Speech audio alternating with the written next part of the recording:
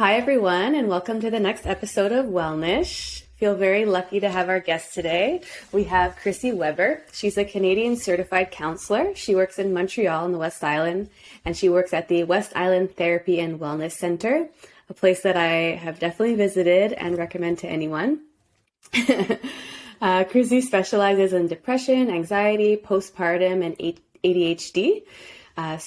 We're going to be talking a lot today about postpartum, common misconceptions, and any advice that she has for new moms. So welcome, Chrissy. So happy to have you here. Thanks for having me. So to start off, I'd like to ask, what made you want to become a therapist? So I had my own kind of therapy journey when I was younger. I suffered from depression pretty early on as a teenager. And then when I was 18, I ended up kind of in abusive relationships, and I really struggled with my self-esteem. And I saw a therapist, Lisa Brookman, and she really changed everything for me. She really had such a strong impact on my life, and it inspired me. It made me want to do the same for other people. And now I work for her. I love that. Full circle. Yeah. I'd also like to point out, I also saw Lisa, and she helped me. I mean, we've talked about this before, but she definitely helped me so much when I was at my worst. Yeah. Why do you think there's still a taboo surrounding therapy? Because in my mind, I still hear people say, and I guess this is more men that I hear, but I do have some women also who say, therapy is for crazy people. I don't need therapy. But in my mind, we have all gone through something traumatic in our lives. We've all gone through things. And I just feel like therapy should be mandatory for everyone. Right. Everybody should do therapy in their life. And I just was curious, why do you think there is still kind of a taboo around it? I think we're lucky now because people talk about mental health so much more than ever before. But I think the taboo around it is that it's seen as a weakness, right? I can't handle whatever I'm going through by myself. I'm weak.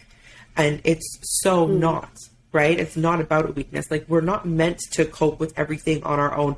We're also faced with so much more now than well, maybe that's not true, actually. Maybe people were always faced with hardships, and it's just that people didn't talk about it, and then they ended up with more severe mental health issues as their lives went on. So yeah, I really think the taboo is that it's seen as a weakness, but I do, like I said, feel we're so lucky that people are talking about it more. People are opening up about their own mental health struggles, which allow for other people to feel comfortable opening up about their own. Absolutely. I definitely think there is something to what you just said about, especially today, because if we just look at it biologically, humans have evolved over time. But it seems like we're not necessarily evolving at the same rate that technology is evolving. Yes. And I think, and 100%, different people go through different traumas, and that somebody from a different generation has definitely gone through way more traumas than I have ever imagined that I ever will. But I do think that there is something to the fact that we've talked about this before, how technology is, the effects technology must be having on self-esteem. Yeah. For young girls, I find that shocking. Yeah, the access to the highlight reel that exists on social media. And that, when we were, let's say, in high school, you're a little younger than me, but when we were in high school, we didn't go home and go on social media, right? It was okay, I compared myself to the girls at school, the girls in magazines, but it wasn't that constant connection and that constant, reel of people's highlights of their lives and their perfection and their filters, right? So I think it's having a massive impact on women's self-esteem, young girls' self-esteem. Yeah, I definitely think, and I'm happy that you're here so we can kind of talk at each stage. But if we start when women are young, I just can't imagine, like you said, in high school, the filters that exist now. Imagine pulling it up and literally being suggested, would you like to use a filter because your face isn't enough? Right. Getting that message from being at 12 years old. Right. I mean, younger. I was reading the other day that the average age on TikTok is 10 to 29. Oh my, as young as 10? Young as 10. Like, you're old. Like, I'm old, way too old to be on there, but at 10, yeah. Wow. I'm too old to be on there too. I'm on there. But no, 10, that's so young. And that's where parents have to be really careful too, right? With like how much their kids are actually exposed to, right? Like, we think it's just like this fun outlet, but TikTok is actually like, I mean, all social media can just be dangerous for kids and for people of any age, honestly. Mm-hmm. And so if we bounce to new moms, how do you hear in your clinic that it kind of affects them being in the technology world, the comparisons, the... Oof. Yeah. So I'm happy. Damaging. I'm happy actually that there are some, I don't know what they're called on Instagram, but like, you know, like the moms that are like mom influencers, I guess you would say. Like, some of them are really addressing like, here's this perfect picture, but you know, 5 minutes ago, my kids were throwing a tantrum and I bribed them with candy and like whatever, so that they're showing like the real situation. But, you know, the moms who are not exposed to that and they're just exposed to like the perfect pictures that they see on Instagram, it's making new moms feel like they're failing. Right? It's making them feel like, why am I not able to do what that mom can do? Why am I struggling so hard? And I think a lot of the time moms are already kind of shaming themselves, and then they're exposed to that, and it puts so much more shame on them because they're like, well, look at all of these successful moms doing it like quote unquote right, and I'm not. So it can be really hard. But then there's like the flip side to social media, which is like, you know, there's mom groups where moms feel like they belong and they can ask questions to other moms and they feel supported. But it's very like, it's a fine line between like supportive and shaming. So, yeah. Yeah, I mean, it just seems like it would, you know, if somebody already is dealing with postpartum depression or anxiety, I could just see how social media would be just such a catalyst for whatever you're dealing with. And I guess my question is what are the signs of postpartum? And then what are the differences between, let's say, postpartum depression and postpartum anxiety? Okay, so that's a really good question. So postpartum depression is really like feelings of sadness more than anything, right? It can also be, though, like there's the disconnect, like not feeling connected to your baby, like really like looking at your baby and feeling like, you know, questioning your love for them, or just feeling like even frustrated by your baby. And then there's like the extreme cases where there's more rage, right? Like rage towards your child, or just rage in general. And then postpartum anxiety is more feeling anxious about your baby, feeling anxious about doing everything right, having intrusive thoughts of like, what if this happens to my baby? What if I, you know, can't take care of XYZ thing? So sometimes people have both postpartum depression and postpartum anxiety. Sometimes they kind of like blend in a little bit. But those are kind of the main signs. And you can also have sort of like physical symptoms as well, where you're like excessively tired, obviously very tearful. Some people feel like nauseous or just have like general body aches. So it's unpleasant for sure. Yeah, the physical manifestations, I obviously see a lot of that in my clinic. Yeah. And I've had so many women who literally had like a failing thyroid, or I had one girl who like her blood work came up like severely deficient in like a lot of nutrients. And, you know, a lot of moms, and while I think that when we talked about this before, that the ramifications of everything mental on your physical is huge. Yeah. But I feel like so many moms also are like, oh, it's just I'm just a new mom. That will explain my severe tiredness. But it's so important to actually get your body cleared and follow up with your doctor if you are feeling extreme fatigue, because sometimes there are underlying issues. Absolutely. And honestly, like, not so much on the depression side, but more on the anxiety side. A lot of new moms will say, like what you just said about the physical symptoms too, like, oh, this is just what being a new mom must be like, right? All moms worry about their babies. All moms, you know, question and yeah, like I honestly, I hear that quite often. Like, oh, I just thought this was like what happens to new moms, but it doesn't have to be like that. It shouldn't be like that. Mm-hmm. And what kind of tools are you able to give moms to help regulate those intrusive thoughts and the hamster wheel? And what are some practical things people can start doing to kind of calm that? So the first thing that I like to do when moms come in for, if they're experiencing like postpartum depression or postpartum anxiety, is to help them find an outlet that makes them feel like themselves again. So even if they're really tired, if it's like putting on their makeup every day, if that's something that makes them feel good, if it's, you know, doing exercise every single day, if it's making an appointment with their osteopath, you know, on a regular basis, to do something like that. So it's really reconnecting them back to themselves. And then when it comes to, you know, anxious thoughts, we challenge them, right? So what if this? Okay, what if that? What would you do? Or we challenge the likelihood of that occurring. And so it kind of helps to interrupt the thought pattern, right? Or something that's helpful too is we do like a thought record. So it really helps also to write things down, to see it on paper rather than just let the thoughts kind of ruminate in your mind. So you put it down on paper. Okay, this is my thought. Okay, how am I feeling associated to that thought? Because we often don't check in with our feelings. We just let anxiety kind of like run wild. But like, what is the actual feeling? It's fear. It's sadness. And then you sort of challenge the thought, again, all written down on paper. And then you kind of look, okay, now that I've challenged this thought, what am I actually feeling now?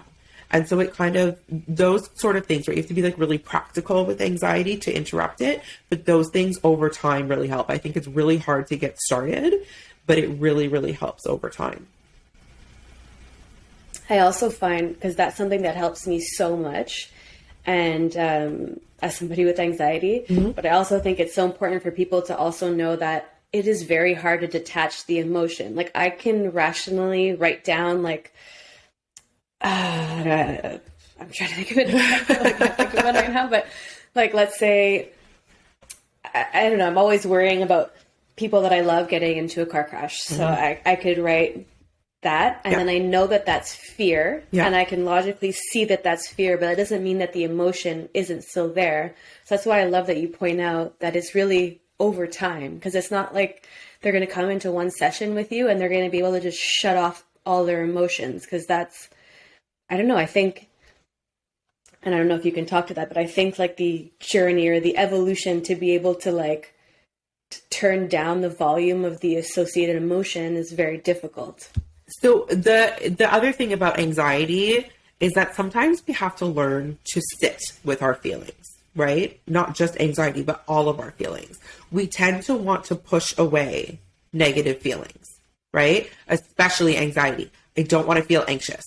I don't want to. This is awful. I hate this. It's uncomfortable. But you can also just say, okay, I'm feeling anxious right now. Anxiety comes and it goes. If I try to push it away, it's probably going to stick around a little bit longer. But if I just recognize that it's there, recognize that I'm okay right now, and my family members are okay right now, it will pass. Right? So not giving it so much power is also a kind of a technique that I like to teach, because we let anxiety overcome us because it's so uncomfortable to experience. But getting comfortable in that discomfort sometimes is really just the key. That's so interesting. And one thing that I point out to a lot of new moms is the snowballing effect. And I was wondering if you could kind of touch base on that, because that was something that, like when I first started my therapy, was that I had no clue that I was even doing that. And it's like, once you go into that anxious state, it's like, it's not just one thing anymore. It's like your brain goes into that emotional zone where you just want to add layers and layers and layers. And so what is it about us that makes us want to do that, and how to recognize it? And what are some tips to kind of like slow that down? I think, I honestly, I'm not really sure like why that happens. I think it's just like once we get into that anxious state, if we kind of buy into the anxiety, that's where we keep sort of snowballing. So I think actually what I just said before too, about like just sitting with it sometimes and recognizing like this is just anxiety, like just anxiety, again, not giving it power, could probably slow down that snowballing effect, right?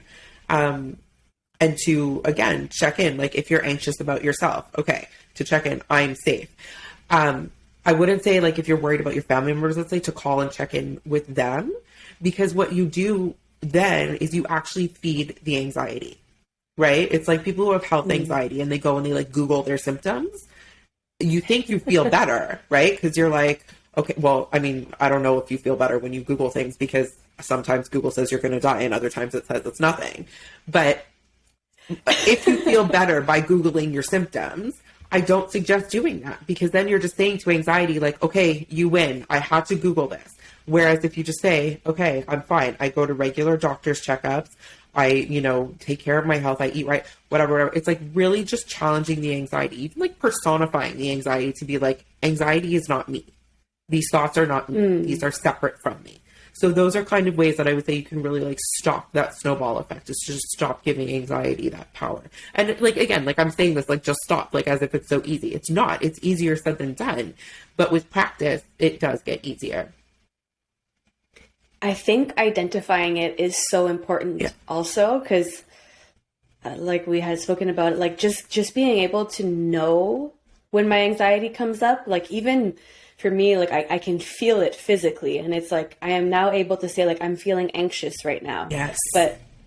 But yeah, so maybe if you could just explain, because I have a lot of friends who have never experienced anxiety in their life, and then they become new moms and they're like, it takes them a while. It takes them a few years to realize like, oh, I have anxiety now. That's what this feeling is. I've never had this before. So what are some ways or women can kind of, or what are some identifiers or ways that they can kind of pick up on it sooner rather than later? I guess like checking in with your body, right? Like if you feel like, it's hard to describe exactly what anxiety feels like in the body. Like to me, it just feels like all your senses are kind of like very awake. More so like your body just feels like very sensitive.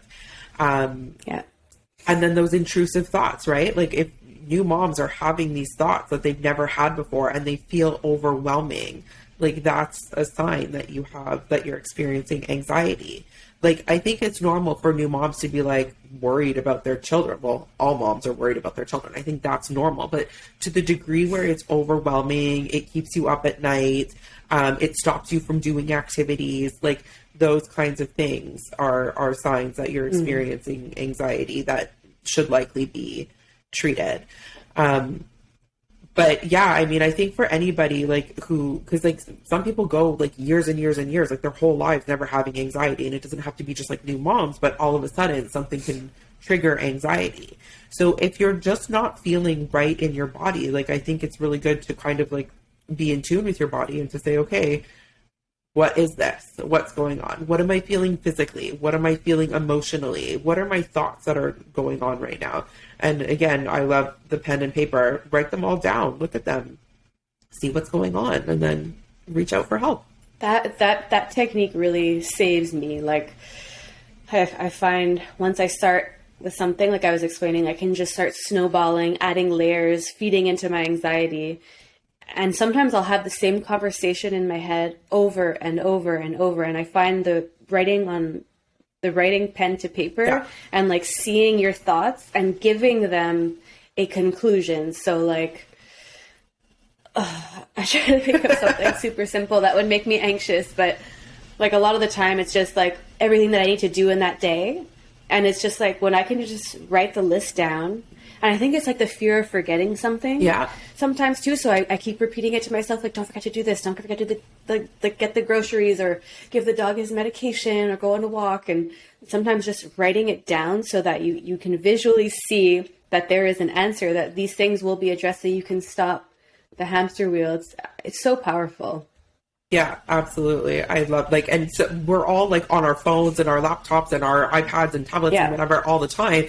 And I always tell my clients, like, no, pen on paper. It makes such a difference. Like typing just doesn't have the same impact than when you're actually physically writing something down. Like your brain really connects better with physically writing something down. So yeah. That's how I studied my whole life. Like I could write notes on my laptop, not the same when I physically would write them down. Same. Because you're getting that, I mean, I guess you have the kinesthetic experience on it, but it's just not the same as writing down, repetition. There's something that really registers in your brain. Absolutely. So I was wondering if you could talk about a few common misconceptions about postpartum. Yeah, I mean, the biggest misconception is that you're failing as a mom if you develop postpartum, right? That's the biggest one.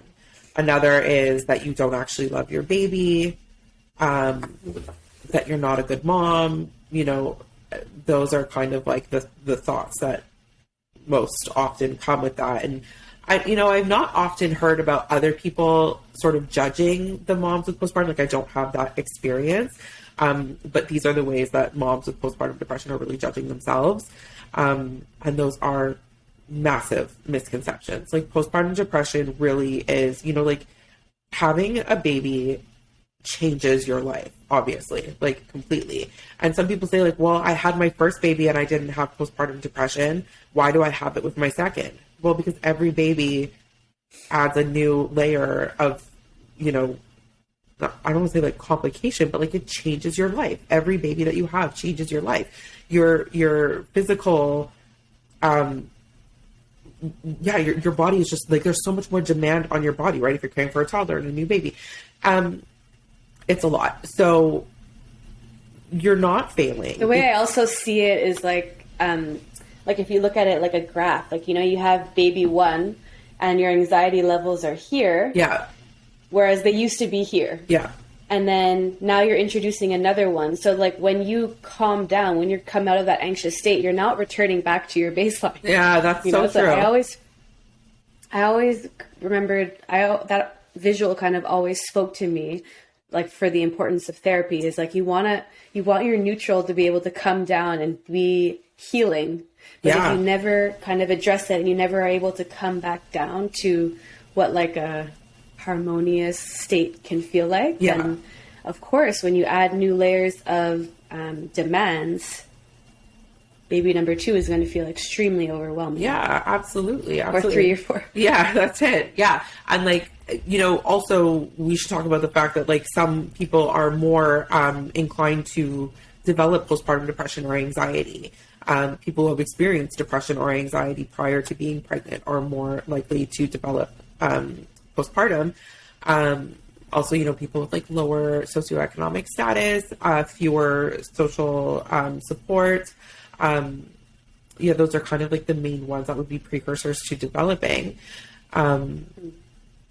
But yeah, so, it's so hard. It's so life-changing to have a baby, and every mom is different too. And I think that's another sort of thing that, not like enhances postpartum depression per se, but really like the comparisons between mom friends, like not even just social media, like we were talking about before, but like, oh, this mom does it differently. And it it can lead to like that insecurity, which just reinforces those negative beliefs that moms have about themselves already, I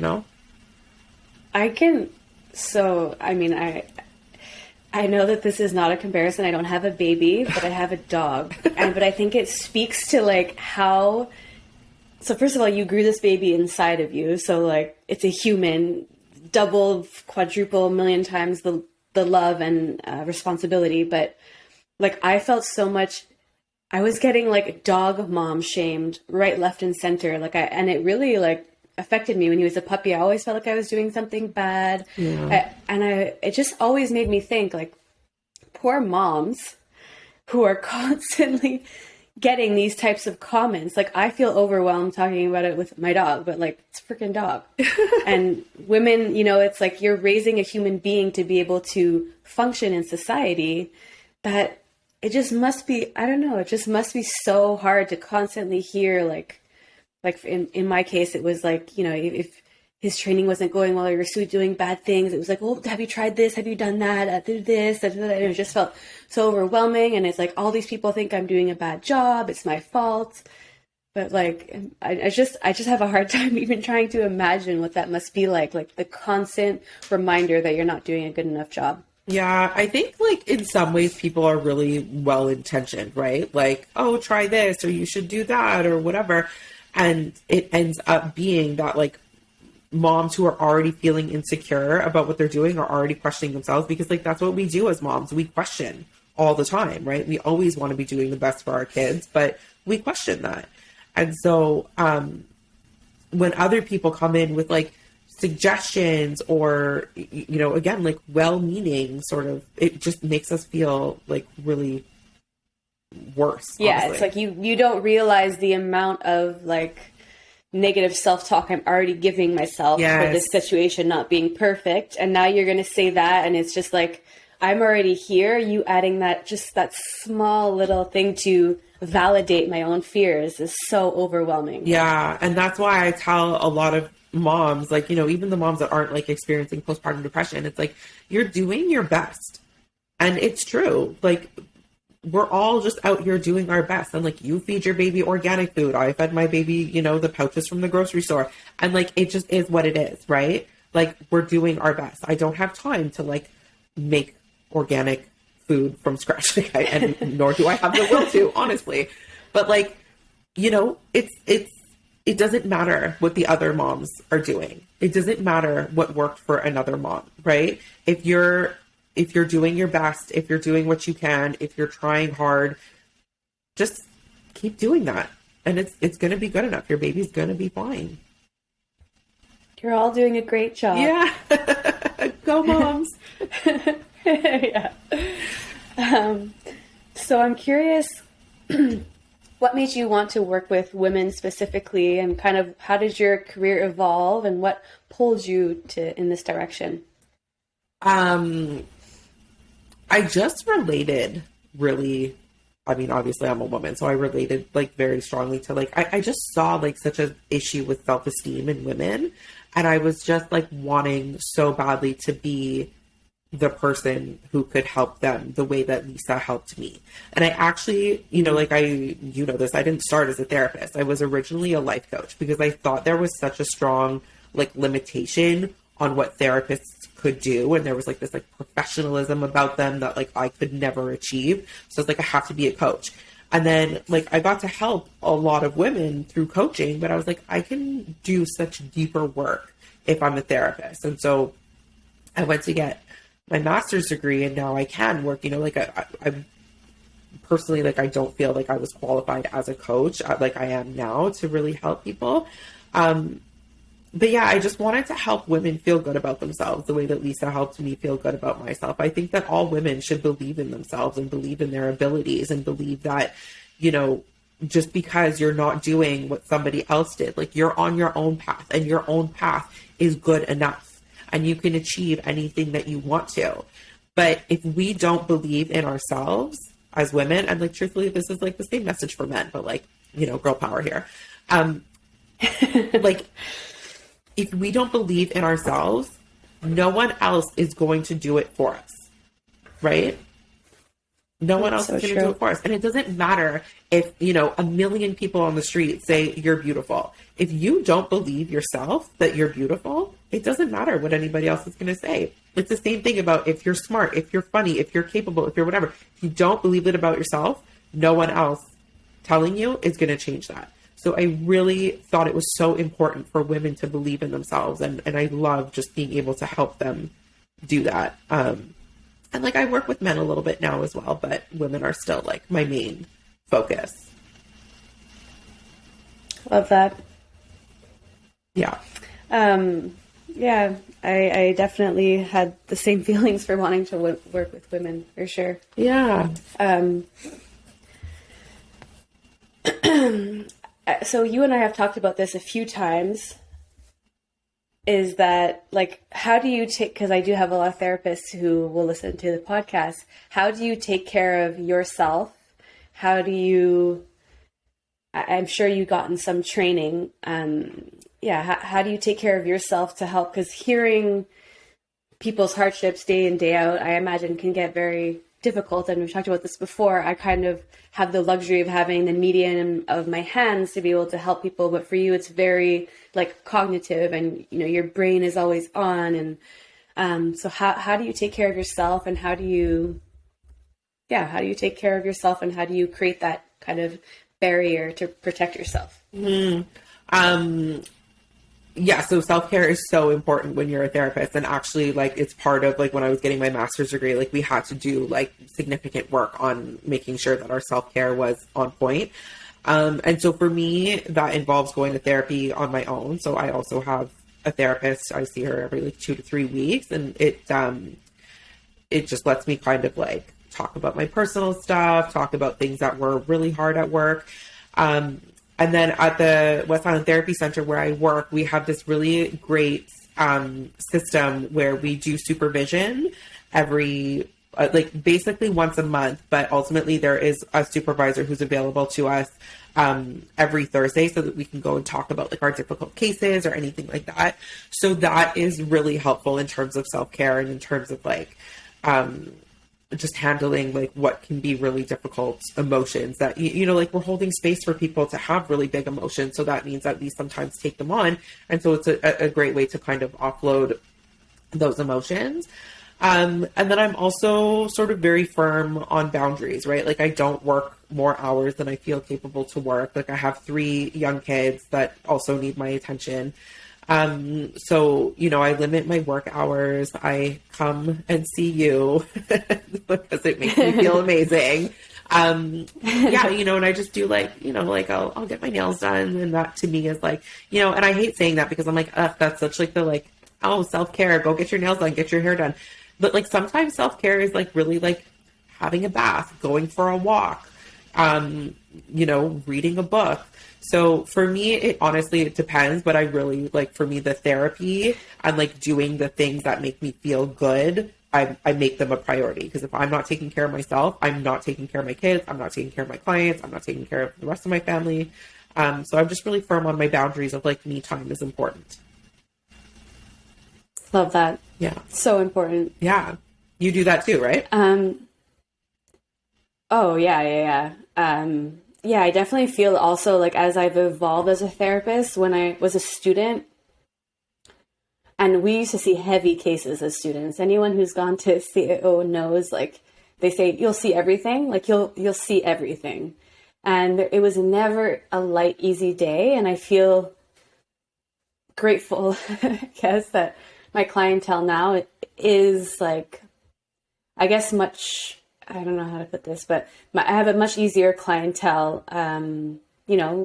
We come from an affluent neighborhood, and there's less, like you were talking about before, less demands, less hardships, things like that. But where we were before, it was very different and not as many people that I could relate to. And I found it very heavy, very hard, very like things that, I found that was very difficult. And every day I would go home being extremely drained. Yeah. And then when I started my own career, I definitely think, like as I was explaining, the clientele drastically changed. So there was less like repeated heaviness one after the other.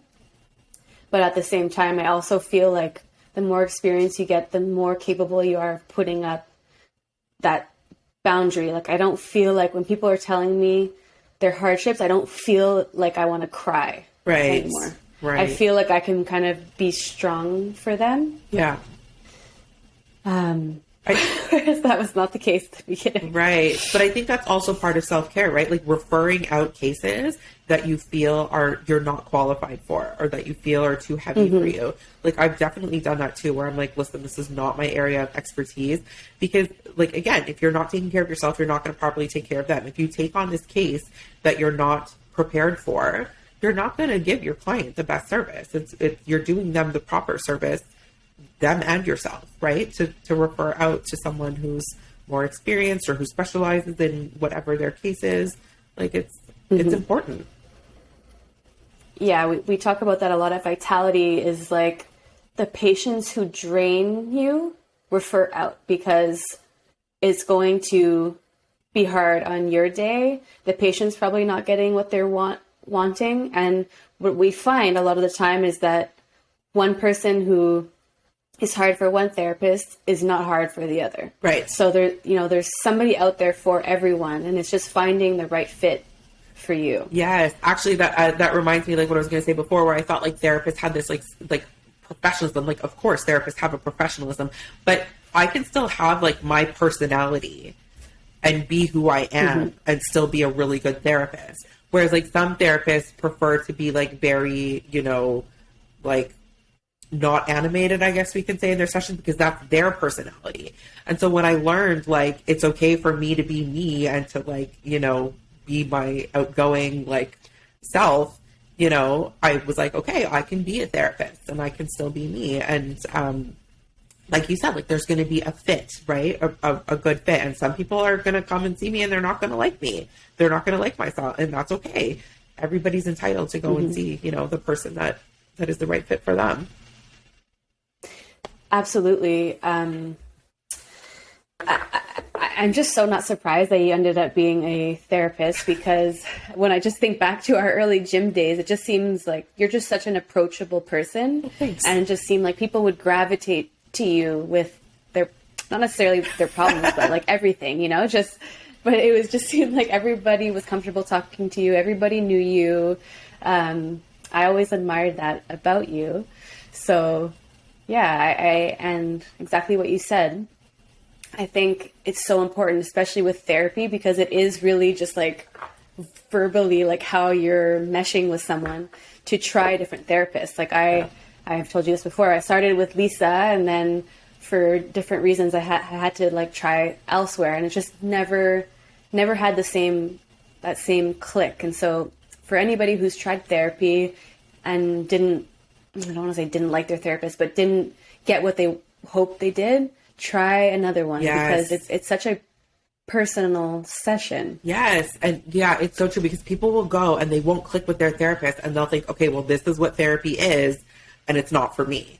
But like, no, if you feel like you need to talk to someone, you definitely need to keep going and keep trying therapists. And I've heard people say too, like, oh my God, it's so frustrating to go and like tell my story in the first session over and over and over with new people. And like, I get it, for sure. It can be frustrating, but it can be so worth it for when you find that person that you click with to get that help that you need. Right? Right. Yeah. And for the therapy newbies, can you clarify the difference between a coach, a counselor, a psychologist, and a psychotherapist? Oh no. Yes. Yeah. Yeah. So, okay. So a coach is a more motivational approach, a more forward thinking approach, where it's like, okay, you have goals you want to achieve in this specific area. The coach is going to help you get there. They're going to figure out what are the blocks that you're experiencing. What are you, like it even goes into some negative automatic thoughts and stuff like that as well. But it helps with that motivation, making a plan, how to get from point A to point B. Where do you need to go? So for coaches, I just want to ask, what are some credentials that people can look for? Because I do see on Instagram, there's a lot of self-proclaimed coaches, whereas I know that there are a lot of actual accreditations that, we should be looking for. Yes. So I struggle with this, right, in the coaching world, because when I was a coach, I got accredited. So the ICF, the International Coaching Federation, is sort of like the governing body over coaches, and they have a couple of different levels. I don't remember what they stand for, but there's ACC and PCC.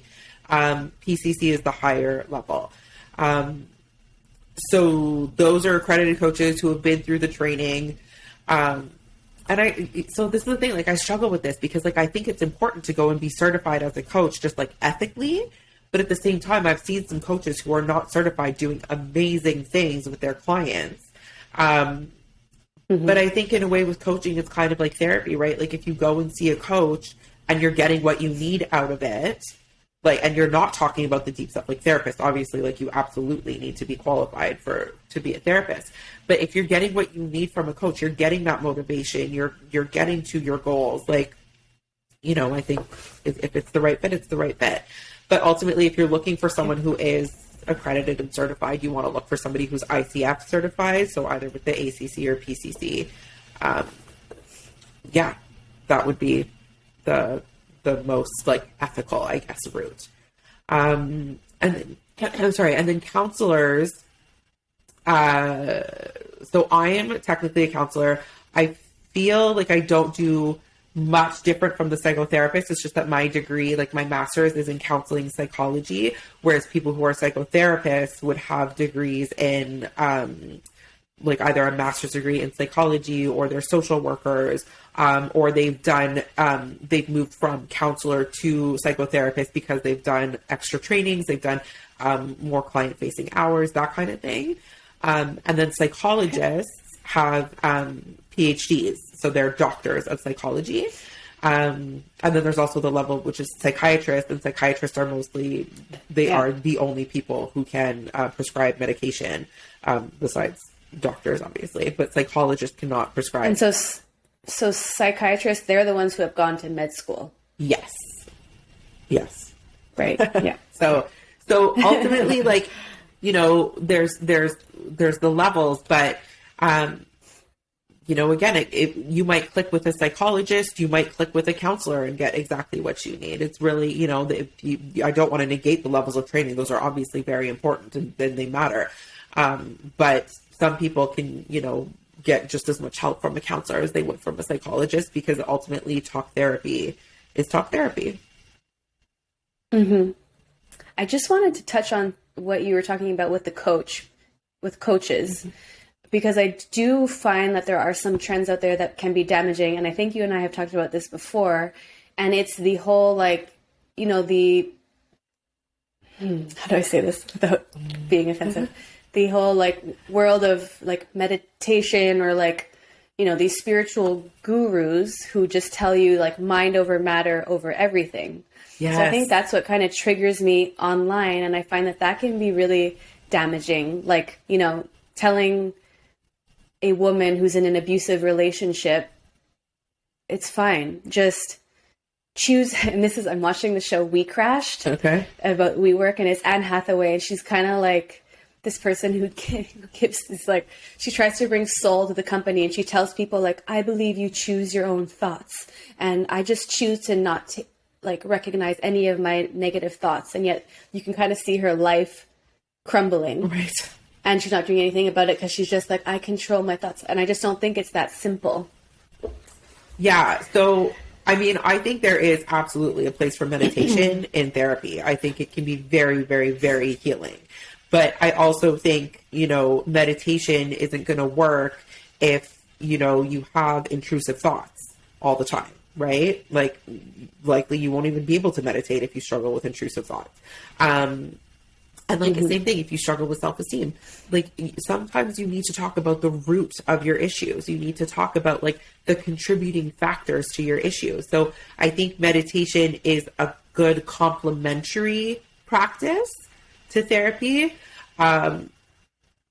Listen, I don't want to say it's not therapeutic on its own, because I guess like some people very much do get a benefit from just meditating, but it really depends on your circumstance, right? And I think it is, like you were kind of saying, like it's a little bit risky to kind of just like broadly suggest meditation for anything that someone is experiencing. So yeah, it can be risky. And I think like ultimately, you know, if you try meditation because, you know, that's the route that you want to take and you still feel like it's not helping, don't try to convince yourself like, oh, I just need to do it more. I just need to do it better. Like maybe seek out, you know, other forms of therapy. I definitely dealt with that. I find like in the alternative world, and that's kind of why I started this whole podcast, is you can feel a lot of shame messages from that like spiritual world, and I'm all for it, and I love all of these things. But I do think that somebody with severe anxiety, severe depression, you know, the message that I received a lot is like, if the meditation isn't fixing things, or, you know, it's not changing the like chemistry in your brain to think more positively and to be happy, then there's something inherently flawed with you. But that message, I just think, should be replaced with, you should be doing therapy. If the meditation isn't serving you and you're not getting happier, I don't think there's something inherently flawed with you. Right. That's what we call shame. Yeah. It's really like, you need to be digging deeper, and maybe for you, you need more like cognitive resources like, what is it? I don't want to mess this up with CBD, cognitive behavioral therapy, CBT. Yes. CBT, yeah. Yes, and that's something that really worked for me much more than, let's say, meditation, because I have a very rational brain. Yes. So I just wanted to put that out there too. And yeah, it's important for people to not feel like stuck on one modality, right? Like, oh, this is the only way. And I think that anybody who says this is the only way is someone to watch out for, right? Because it's never so that one thing is necessarily the only way, right? Like, I'm not going to say CBT is the only way, right? Maybe it's an entirely other modality that you need. You can't say that, right? Like, everybody is different. There's no only way for everyone, Mm-hmm. So then for you as a therapist, are you able to kind of like get a feel for the person and then figure out what would work best for them? Or how exactly does a therapist go about choosing like what they think will work for this person? Or I guess it's an open dialogue, or? Well, actually therapists usually have a modality that they work in. So they either do like CBT or they do, like Adlerian therapy. Like, there's different sort of types of therapy. Of course, I'm forgetting all the names of them now. But, Lisa is like, she's like, we call ourselves kind of like eclectic. Like, we'll go more like CBT vibes sometimes, but we also sort of do whatever is needed when the person's in front of us. Like, a lot of the time, CBT is not necessarily focused on like what's happened in the past. And we look more at like, okay, how do the thoughts affect the feelings, affect the physical reactions, affect the behaviors? But if I'm sitting in front of someone and I sense that they need to kind of go and discuss the past, and we need to figure out like what's the root of this behavior, I'm going to go in the past. We're going to talk about it. But I also say to my clients, and I think all therapists do or should say this to their clients, like, if there's a direction that your therapist is heading in that you don't vibe with, like, even if you're like content with your therapist as a whole, if any time you're having a discussion with your therapist and they're like in a direction that you feel is completely off, never be afraid to tell them like, no, you're off, you're wrong, or I just don't want to talk about this.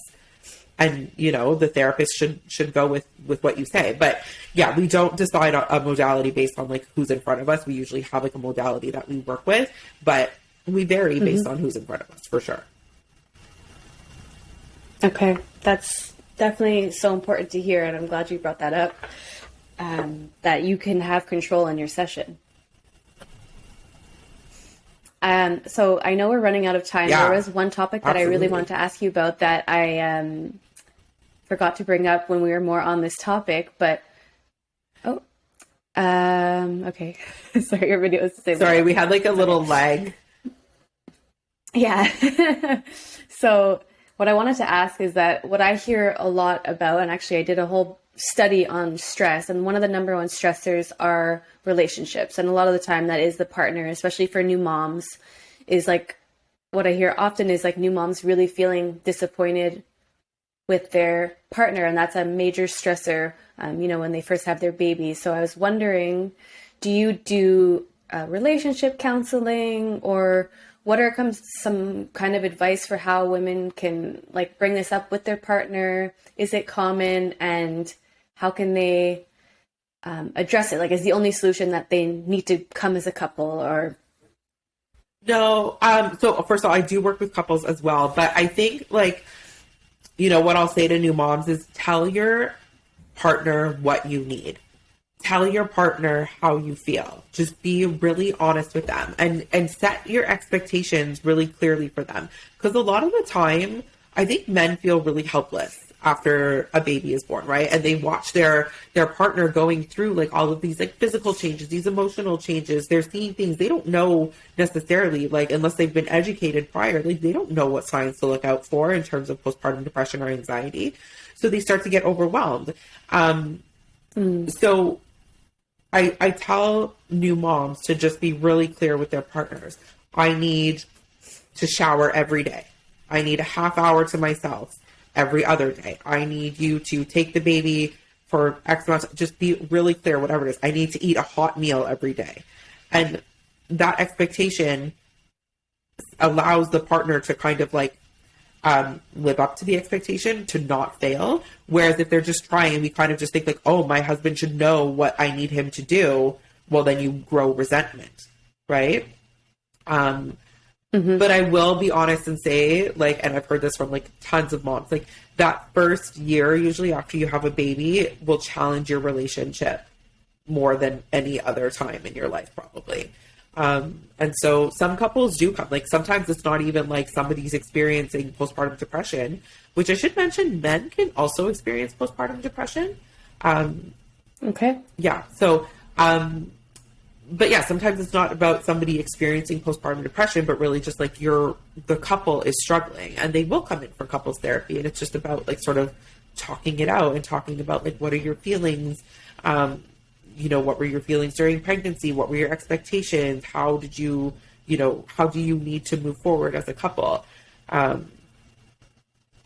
Yeah, I feel like that was a long-winded answer to your question. But no, that was perfect. I just really wanted to touch on that to just, let people know that they're not alone in that. That's one of the most common things that I hear. Oh my God. Yeah. And like I said, I think setting those expectations is just really the key here. And if you don't know, because I think a lot of new moms too will say like, I don't know what I need. It's like, okay, pick one thing, just one thing that you feel would make you either feel more like yourself, make you feel more connected to yourself, make you feel happier, make you feel calmer, right back to that baseline that we were talking about. Pick one thing and let's try that. And it's not like it has to be like, okay, well, I've chosen this thing and now this is going to be my thing for the next 6 months and this is all I get. Communication, continuous communication about your needs and expectations. I love that. Yeah. And I think there's no shame in just realizing like some couples are better at communicating than others. And that's why I love therapy is like, if you have let's say you have an appointment, I view it the same way as osteo, like trying to have, let's say, one session per quarter or once a month, whatever it is that works for you as a couple. If let's say communication isn't your strong suit, because there are different types of behaviors, like somebody who is avoidant versus confrontation, like having that set time where it's like, okay, we're going to talk about things before there is a big ball of resentment on both sides. Yes. I think it's like, I wish pelvic floor therapy was offered to each woman after, and therapy and couples therapy. Oh my God, yeah. I don't know, people feel so much more supported in this monumental, life-changing thing that's happening. Yeah, well, ultimately, we're lucky we have like that CLSC follow-up, right? After babies are born. But like ultimately, women, like the postpartum care is just not what it should be, right? No. It's just not. Women should be able to access all like you said, like couples therapy, individual therapy, osteo, physio, it's there's so much change that happens after having a baby. It's when you need support the most. Yeah. And we don't have time to go into this, but is like breastfeeding too. The amount of shame how hard breastfeeding is for so many women. Yes. I'm always so surprised to hear, and I'm actually trying to figure out how I can do my lactation consulting because I didn't realize how big of a deal this was. It just seems like it's natural, it's easy, you're going to get it. And then the nurses a lot of the time end up shaming the women if they're not picking it up right away after a C-section. And they're like, I just had major surgery and now my nipples are in so much pain. It's like, I find there's so much shame and difficulty around breastfeeding also that really lacks support. Yeah, absolutely. Absolutely. So again, luckily the CLSC provides lactation consultants, but again, that shame makes it hard for women to want to go and reach out for help. So if I could leave the women with one message, the new moms with one message, it's just don't be ashamed.